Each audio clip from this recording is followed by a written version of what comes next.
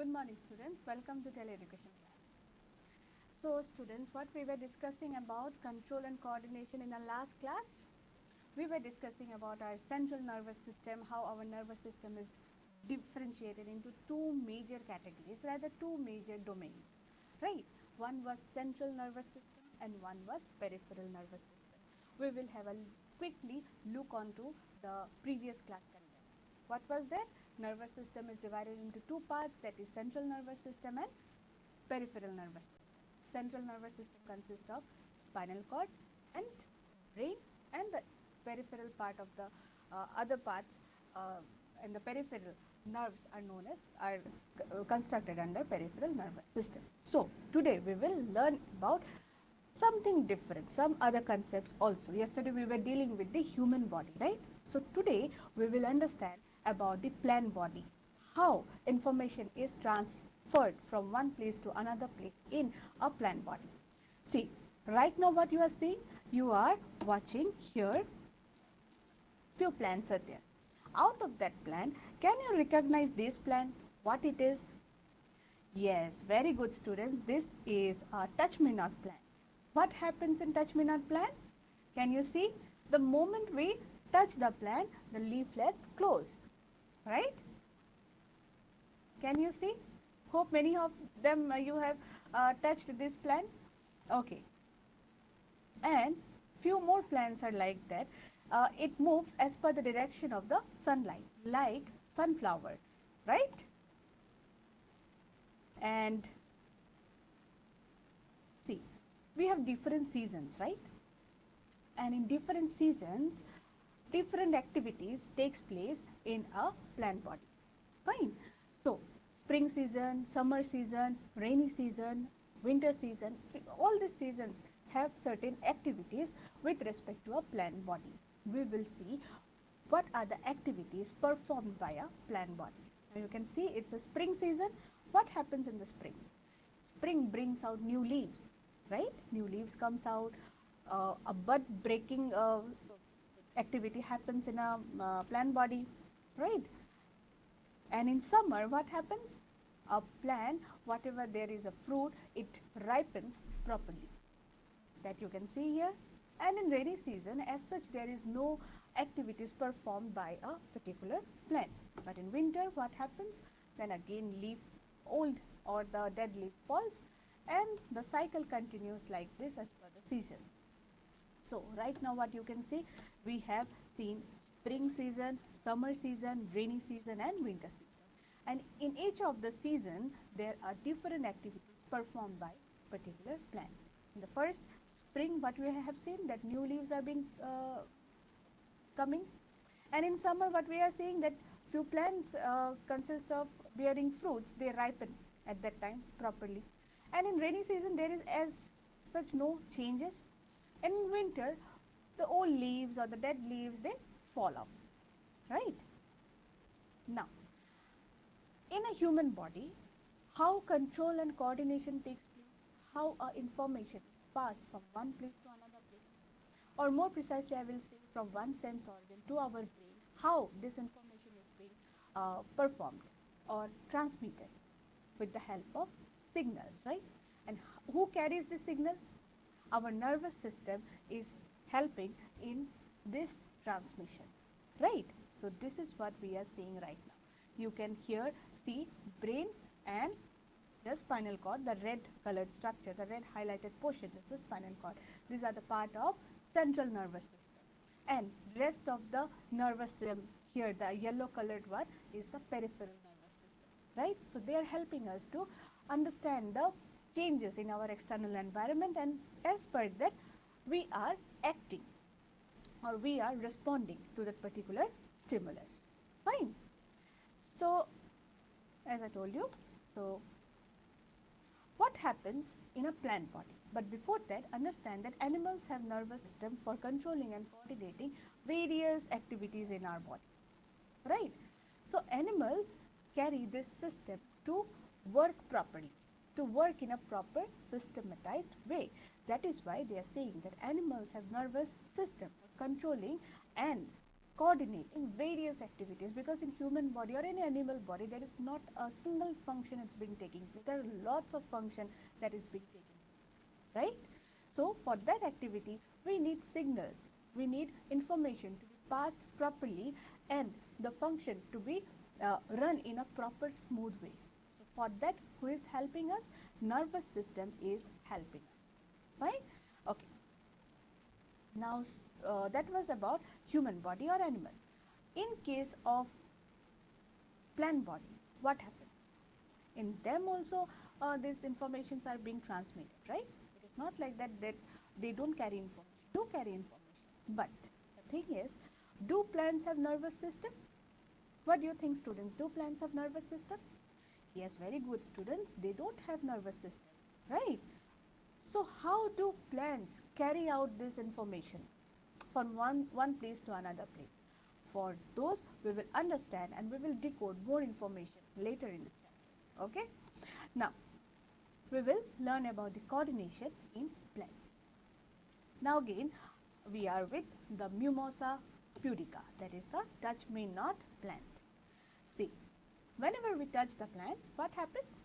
The leaflet closes. Again with the other branch of the leaflet, again it's closing, right? So here can you see, here the response was so quick within a fraction of second. But if we take the another example, this one, what happens when we sow a seed? It takes time to germinate, right? First radical will come out, plumule will come out and it will develop into a plant and then a big tree, right? So in this case time is required, more time is required. But here in Mimosa or in touch me not plant, the response is very quick, right? So we are seeing two examples here in a plant body. So can you see they are taking some time to germinate properly. So we can say in coordination in plants it can be of two different domains. One is growth independent and one is growth dependent. Fine. So coordination in plants can be of two types, that is growth independent and growth dependent. Okay. Now,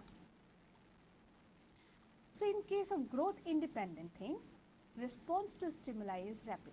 As I told you, the moment we touch the leaf of the plant, it is changing, right? It is changing as per the response to the external environment. But in case of growth dependent, what is happening? Their response to stimuli is low. Now, what is stimuli? Their external and change in the external environment, right?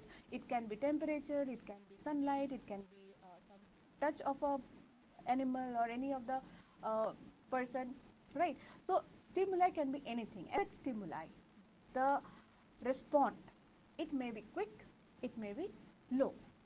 So if it is quick, then it's growth independent, right?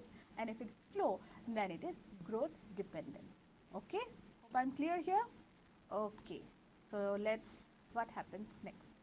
See, just now we have discovered that when we touch me not plant, the leaflets closes. But after some time, again they are unwrapping their leaflets, right? So how it's happening? And scientific name of touch me not plant is Mimosa pudica. Okay? Okay. Now, their stimuli can be of different things. As I told you, that stimuli means change in the external environment. Now, if I talk about external environment, it can be heat, it can be wind, it can be touch, it can be light. Fine. So stimulus is nothing like if anybody is touching, then only the leaflets will close. It can be wind, it can be heat, it can be touch, or it can be light, anything. Now, let's see what happens. But before decoding many information about Mimosa pudica, we'll take one question. Question is, geotropism in plants refers to what?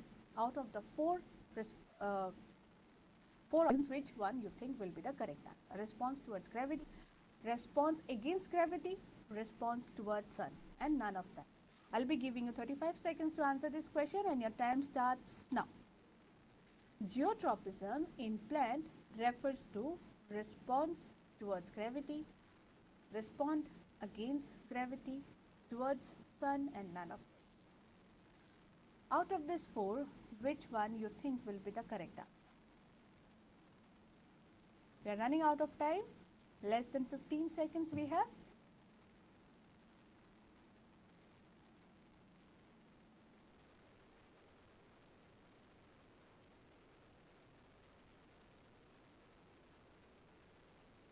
And we are done with the time.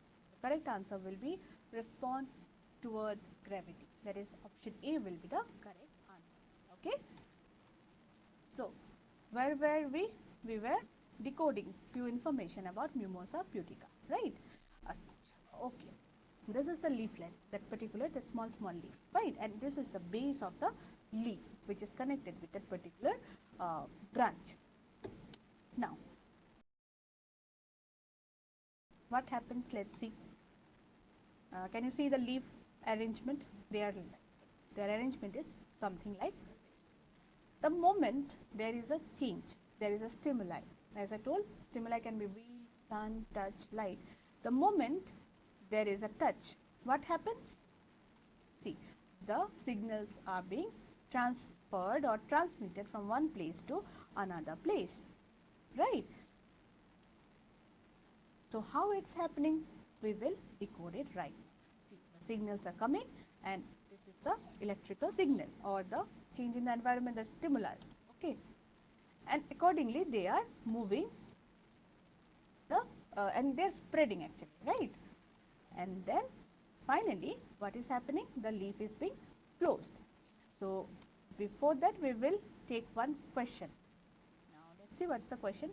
Plants giving response to chemicals and water is called what? There are four options. Out of these four, which one you think will be the correct answer? I'll be giving you 35 seconds to answer the question, and your time starts now. Plants giving response to chemicals and water is called what? It's a very common, you can understand this with the help of your common sense, you can answer this question. Chemotropism, hydrotropism respectively, geotropism, hydrotropism respectively, hydrotropism and heliotropism respectively, and the last one, phototropism and hydrotropism respectively. We are running out of time, less than 10 seconds we have.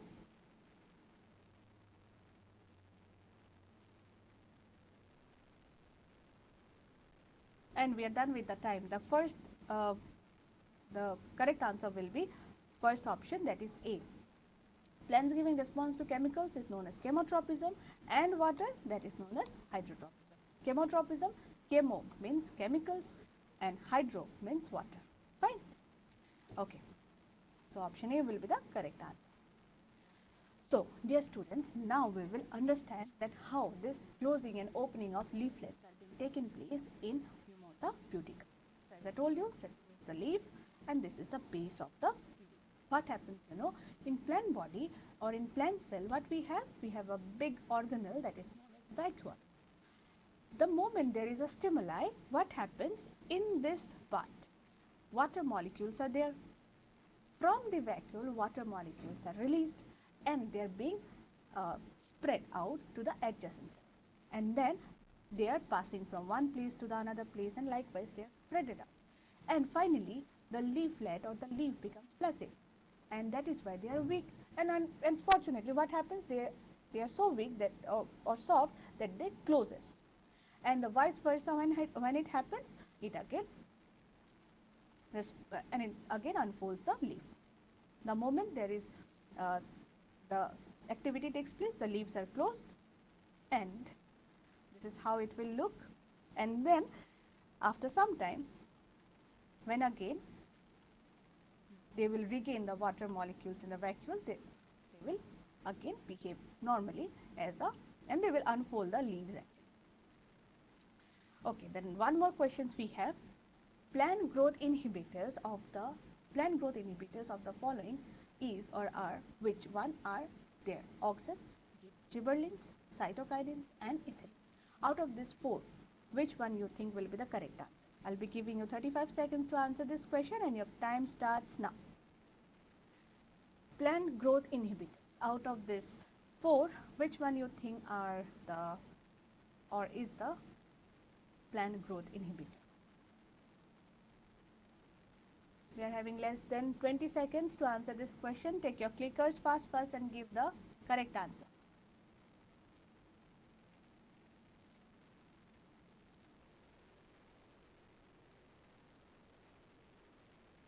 We are having less than 5 seconds to answer this question.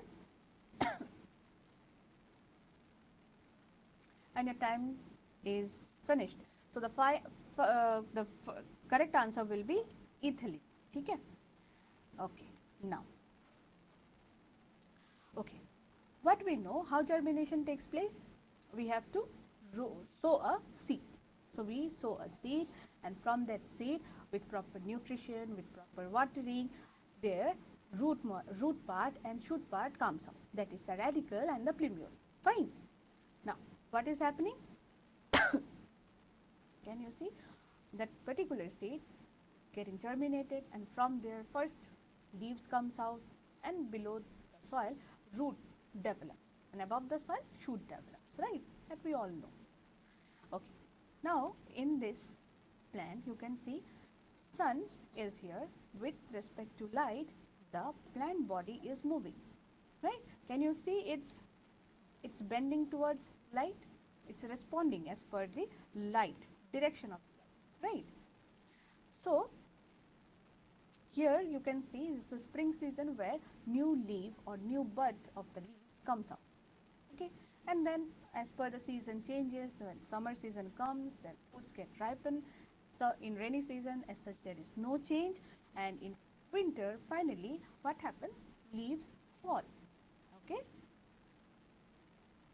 So environmental factors such as light, gravity, etc. will change the direction of plant growth. Fine. So environmental factors. Just now we have seen one frame where we can see that a particular flower or the plant is bending towards the light. That means what? Environmental factors are regulating the plant. So environmental factors such as light, gravity, these things, temperature will change as the direction of the plant parts growth. Fine. Now, the movement of plants in response to various stimulus is called tropism. Fine. So what is tropism? The movement of plant in response to the various stimulus. Stimulus means change in the external environment. Stimulus means change in the external environment, right?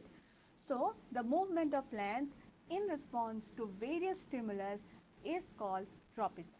Now we will understand there are many or various types of tropisms are also. Okay, so let's decode them. As I told you, I have already discussed this example. We have seen that plant body is moving or plant is growing as per the response of the stimulus. So the movement or the tropic can either be towards the stimulus or away from it. This is an important point. Okay, the movement can be against the stimulus or it can be towards the stimulus.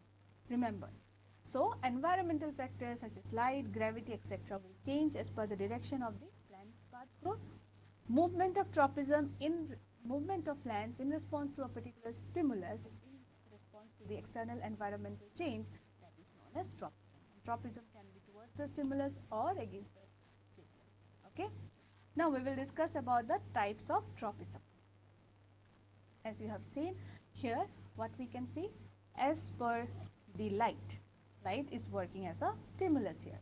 The plant body is growing with respect to the light and it's bending towards light, right?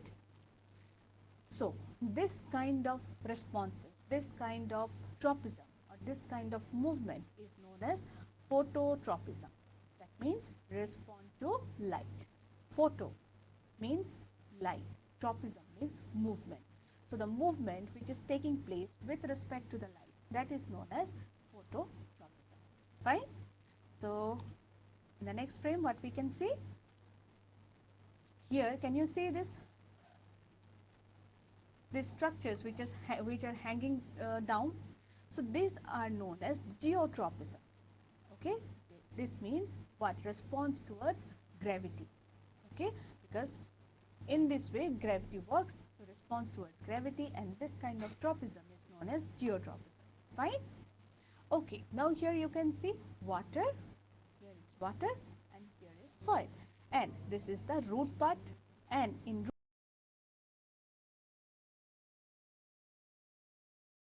the roots here, now see what happens. Can you see that roots are extending, and it's extending and reaching up to the water where there is water. Fine, and they will extract water, or they will take water with the help of their root hairs. Can you see? With the help of their root hairs, and they will use it for their own purpose. Right? So, this kind of movement is known as hydrotropism, means response towards water. Okay? So, hydro means water. Remember, hydro means water. And tropism, as already discussed, means movement with respect to the environment. Okay. Now here again one more type of tropism we will see. This is what? This is the pollen tube. We can see that pollen tube travels from the upper end towards the ovary, and some chemical changes takes place here, and this is the process of fertilization in plants. We will not discuss the fertilization process here. We will discuss in another topic. Right here, what is happening? There are some chemical changes. As there are some chemicals, they are responding with respect to the chemicals. That is why this kind of tropism is known as chemical tropism, okay, or chemotropism. Chemo means chemical, okay, chemical, and as I told you, tropism means movement. The movements with respect to the chemicals is known as chemotropism. Fine? Okay. Now, next, what is happening? Seed is sown, being germinated, and then finally we see there is a part above the soil and below the soil. And below the soil it's root, and above the soil it's shoot. So, remember one thing, that shoots are positively phototropic and negatively geotropic. Okay? What are shoots? Shoots are positively phototropic. They are moving with respect, they are moving or growing with respect to the light. That means positively phototropic, and negatively geotropic. Okay? And in case of fruits, what is happening? They are positively geotropic. That means towards the gravity they are moving, and negatively phototropic because they are under the soil and they are moving below. So that is why they are positively geotropic. With respect to the gravity, they are making the movement. So remember one thing, my dear students, shoots are positively phototropic and negatively geotropic. Fine? And roots are positively geotropic and negatively phototropic. Okay? So shall I move to the next frame? Okay, before moving, there's a small question for you all. Okay, falling of leaves is promoted by which of the options? Auxins, gibberellins, abscisic acid, and ethylene. Out of these four, which one you think will be the correct answer? So it's time to take your clickers. I'll be giving you 40 seconds to answer this question, and your time starts now. So falling of leaves is promoted by which one of the following hormones? Auxins, gibberellins, abscisic acid, and ethylene.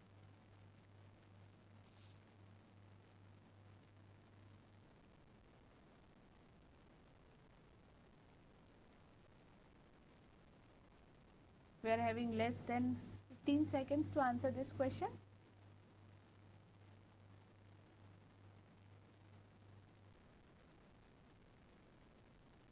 Less than 5 seconds we have. And we are done with the time. So falling of leaves is promoted by abscisic acid. Okay?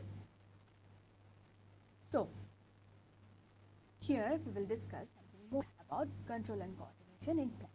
What is said that certain chemical compounds are responsible for coordination in plants. Okay, as we see, we have seen in human body also some chemicals are needed. It's not only that nerve is connected with nerve and the electrical impulses are reaching our brain.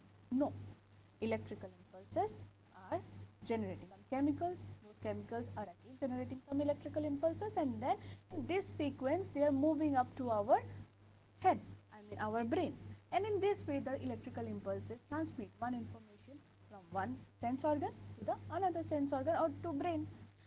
In case of plants also, certain chemical compounds are also responsible for coordination in plants. Okay, so even in animals, the nervous system is not connected to each and every cell of the body, right? Nervous system is not connected with each and every cell. There are millions and millions of cells. So each nerve tissue or each nerve cell is not connected to each of the cells. Thus, along with electrical impulses, chemical compounds play a vital role in controlling and coordinating various activities in the body. Okay, so in animals, the nervous system is not connected to each and every cell of the body. Thus, along with the chemical impulses, chemical counts, electrical impulses, chemical compounds play a vital role in coordinating and controlling various activities in the body. Okay, now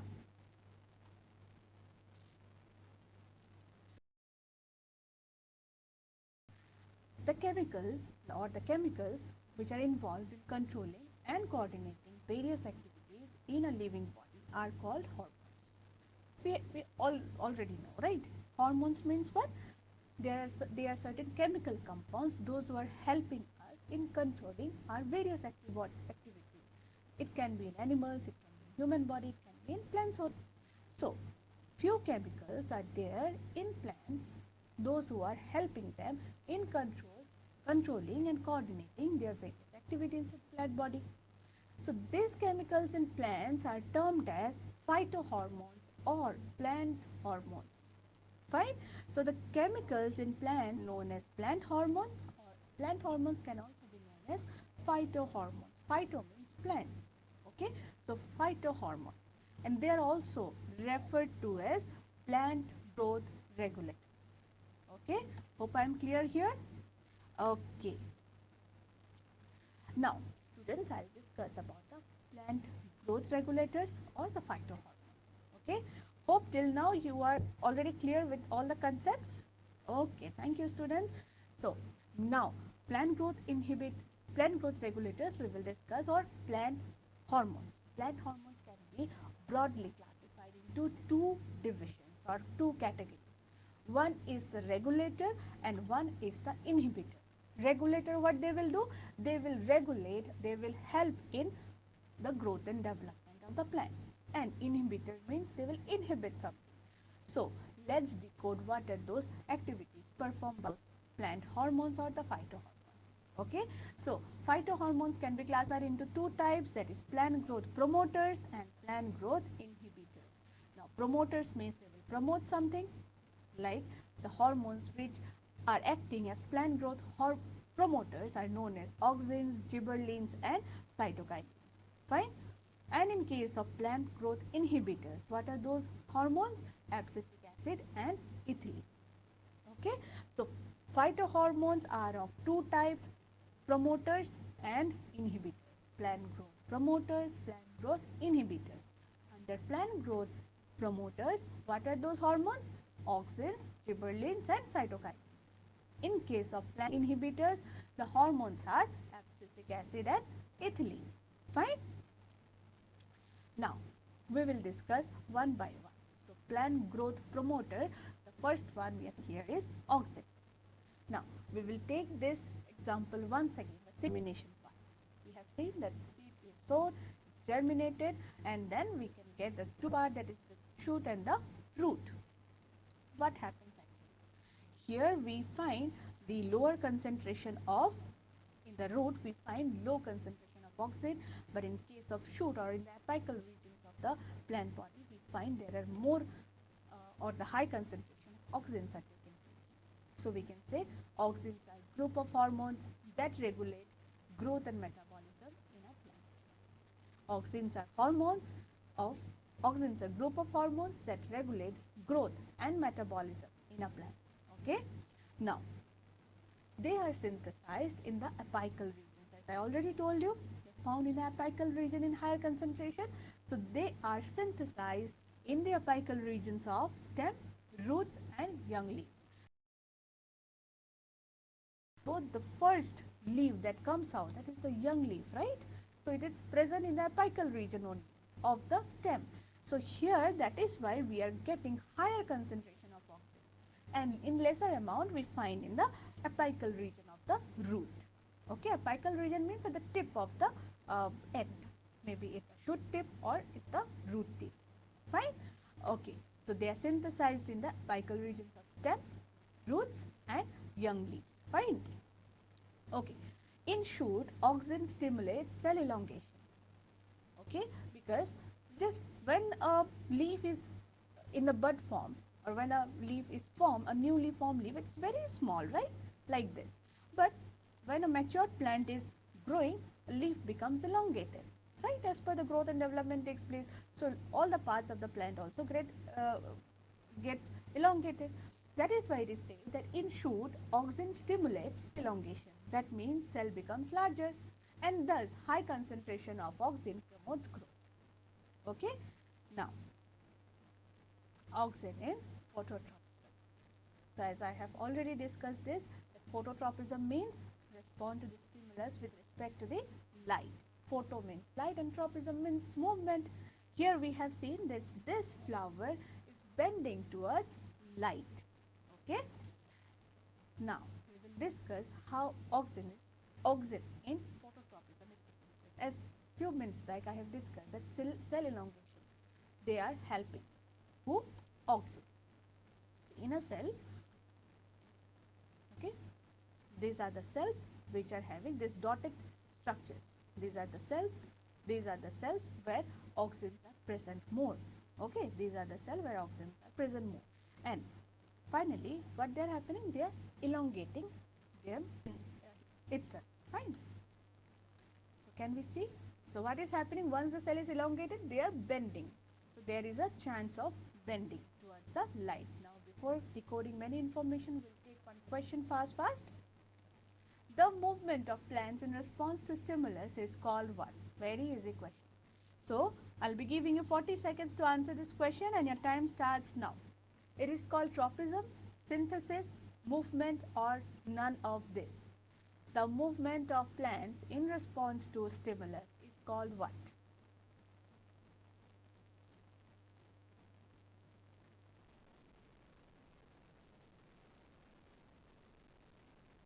Four options out of this four, which you think will be the correct answer. I hope you will click the correct answer. Take your clickers and click the right answer. We are having less than 5 seconds, students. And we are done with the time. The time is up. The movement of plants in response to stimulus is called tropism. Okay, so option A will be the correct answer. Fine. Okay, now I will discuss about gibberellins. Just now we have discussed about what? Auxins, right? So auxins help in cell elongation, right? And they are found where? In the apical regions of the shoot, young leaves and in the roots, right? Okay, now we will talk about gibberellins. What they do? They help in cell enlargement. Okay, they help in cell enlargement. Thus, they help in the growth of stem. Right? Now, they helps in cell differentiation too. Okay, and induces formation of seedless fruits without fertilization. I'll repeat again. Gibberellins causes cell enlargement, and finally, they are helping the stem to grow. They helps in cell differentiation, and they induces the formation of seedless fruits without fertilization. Okay. Now we will discuss about cytokinin, the another hormone. See, this is normal cell division taking place, cell plate formation is happening, and then finally we get the two daughter cells, right? Or two final cells. The promotes cell division and thus help in rapid growth. And it promotes cell division, thus help in rapid growth. Now see, we have seen this with respect to climatic change, or with respect to the season. There are some activities which are taking place. First, in the spring, new leaves comes. In summer, the fruit ripens. In rainy season, there is as such no growth activity taking place. So helps in breaking dormancy in seeds and buds. what help is done by cytokinin? They are helping in breaking the dormancy of seeds and buds. Okay. And finally, winter leaves fall off, right? So it delays aging. What is done by cytokinin? It delays aging of leaves and promotes opening of stomata. Okay, I'll repeat these points again. Cytokinin performs various functions, and out of these various functions, few functions are they are promoting cell division and thus helping in their growth. They are helping in breaking dormancy of seeds and buds and delays aging of leaves and promotes opening of stomata. Okay, now closing and opening of stomata. The opening in stomata is taken care by the cytokinin. Okay, now we will discuss about abscisic acid. Now, what was abscisic acid? Can you remember? Was it a plant growth promoter or plant growth inhibitor? Tell me, students, fast. What was it?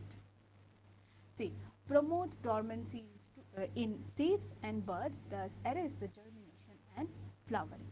What is done by abscisic acid? They promotes dormancy in seeds and buds. And finally, what they do? They arrest the germination and flowering. Okay. Now, as we have seen, there is no change in the rainy season. And finally, in winter, we have seen that leaves fall off, right? So, promotes falling of leaves. So, abscisic acid, what is the assignment done by abscisic acid? So, abscisic acid, what it does? Promotes dormancy in seeds and buds, does arrest the germination and flowering, and it promotes falling of leaves. Okay, and they helps in closing of stomata and effects in building of leaves. Okay, finally, okay, now we are having one more question. Let's see what is the question. Okay, this question is little bit different. Okay, so if someone is speaking to you, what should you do? Use eye contact to show you are listening, look out of the window, talk over them while they are talking. Which out of these three you think will be the correct answer? So I'll be giving you 45 seconds to answer this question and your time starts now. If someone is speaking to you, sorry, if someone is speaking to you, what should you do? Use eye contact to show that you are listening, look out of the window, talk over them while they are talking. We are having less than 25 seconds to answer the question. You can answer the correct one.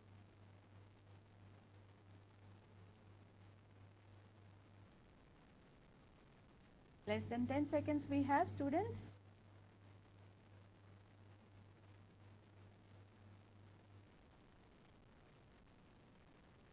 And finally, we are done with our time. So the correct answer will be use eye contact to show that you are listening. Okay.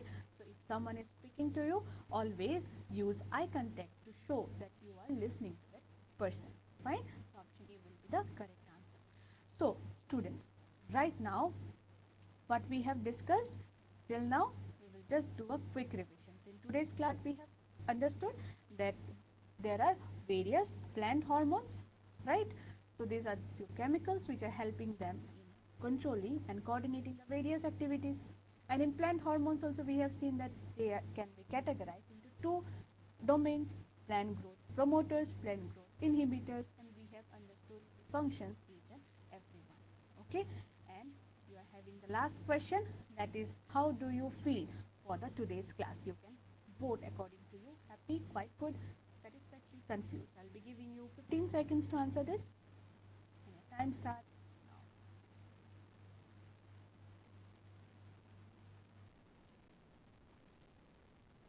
So students, time is finished and hope